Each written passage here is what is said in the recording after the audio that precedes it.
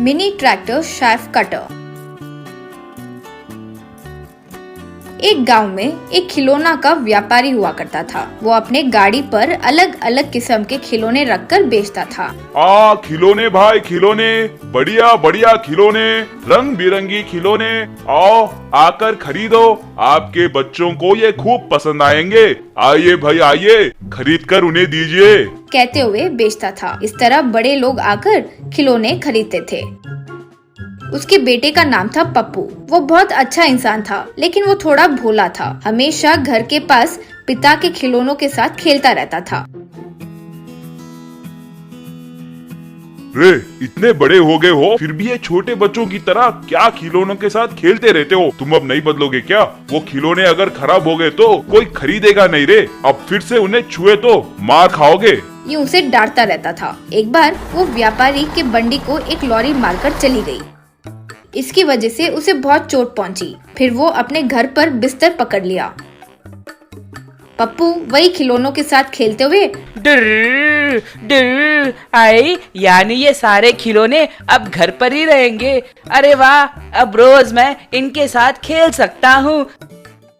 हे भगवान, अब क्या करेंगे? अभी अपने पैर पर खड़े होकर चल सके तो कम से कम 6 महीने लगेंगे, ऐसे डॉक्टर ने कहा। तब तक घर कैसे चलेगा? और इसे यहाँ क्या चल रहा है उसकी खबर तक नहीं है। हाय मेरे कर्म, यूं दुखी होने लगी। माँ, ऐसे बातें मत करो, मुझे सब चीज पता है। अब क्या ये खिलौने बेचकर पैसे लाना है, उतना ही ना। मैं जाकर बेच कर आता हूँ। देखो, पिताजी से बहुत अच्छे तरीके से मैं व्यापार करूँगा, देखना।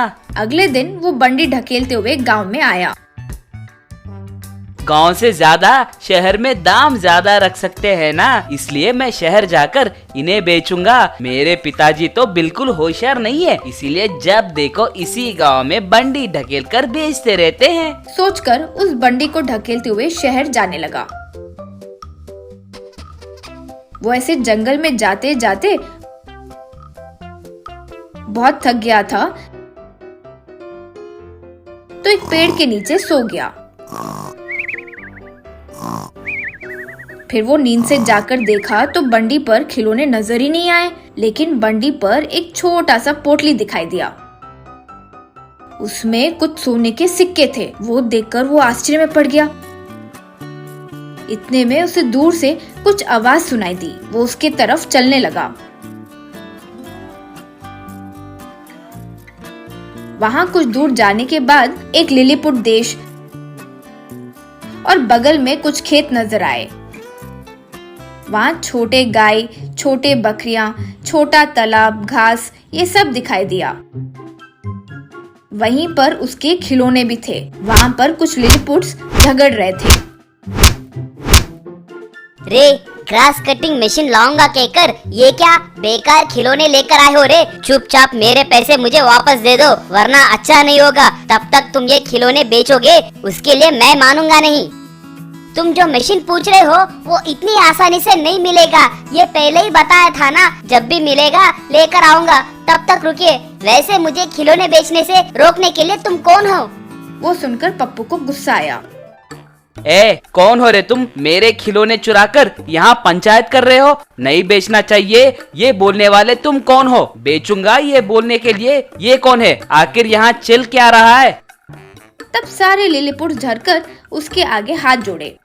श्रीमान, आपके खिलौने चुराए वो मेरी गलती है। उसके बदले सोना भी मैंने रखा था। कृपा करके हमें कुछ मत कीजिए।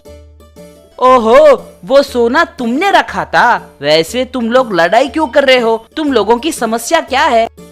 क्या कहे भाई, हमारी परेशानी के बारे में। वो हमारे लिए सारे खिलौने ला रहे हैं, लेकिन वो ग्रास कटिंग मशीन लाने के लिए कह रहे हैं। वो नहीं ला रहा है, वो हमें अर्जेंटली चाहिए। अगर तुम ला पाए तो तुम जितना सोना पूछोगे उतना ला कर देंगे। तुम जो पूछ रहे हो वो छोटे बच्चों के खेलने वाला खिलौना नहीं है, इसीलिए वो नहीं मिल रहा है। अगर आपको चाहिए तो मैं वो बना के दूंगा। कहकर तुरंत एक मिनी ग्रास कटिंग मशीन तैयार करके एक मिनी ट्रैक्टर से जोड़ दिया। तब लिलीपुट्स जैसे ही उसमें ग्रास रखे वो कट होने लगा।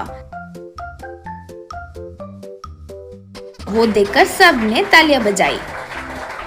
फिर लिलीपुट्स पप्पू को खूब सारा सोना दिए। उन पैसों से पप्पू बड़ा सा घर, कार सब खरीदकर खुशी से जीने लगा।